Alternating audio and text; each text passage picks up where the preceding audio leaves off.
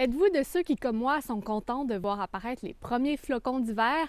Eh bien, que ce soit une bonne ou une mauvaise nouvelle, le premier souffle de l'hiver prend les automobilistes par surprise. Donc, si vous prenez la route, prudence, surtout si vous n'avez pas de pneus d'hiver. On rappelle aux automobilistes de ralentir, d'éviter de freiner brusquement et de garder une bonne distance entre les véhicules.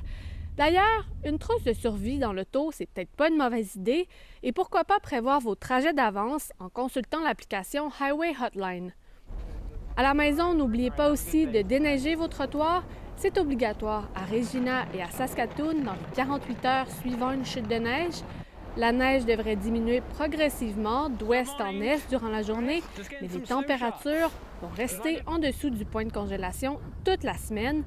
Il va falloir s'habituer à ce beau manteau blanc. Avec les nuits qui se refroidissent, les personnes en situation d'itinérance trouvent refuge parfois dans les halls d'entrée ou dans les cages d'escalier des immeubles à logement.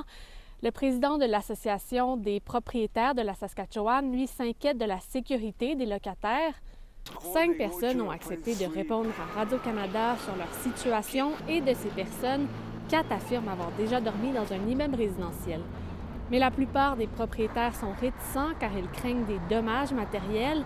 En guise de solution, le service d'incendie de Saskatoon a chargé 2 inspecteurs pour s'occuper spécifiquement des personnes en situation d'itinérance qui se réfugient dans des propriétés privées.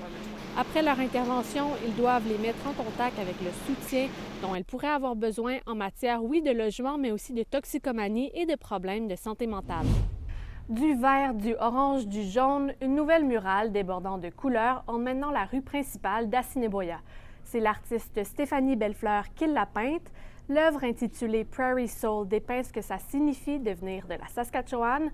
Stéphanie Bellefleur est originaire du Venezuela. Elle est arrivée à Willow Bunch alors qu'elle n'avait que 6 mois et se dit reconnaissante d'avoir pu grandir dans une petite communauté près de la nature.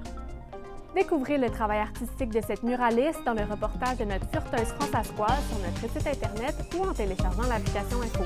Bonne journée!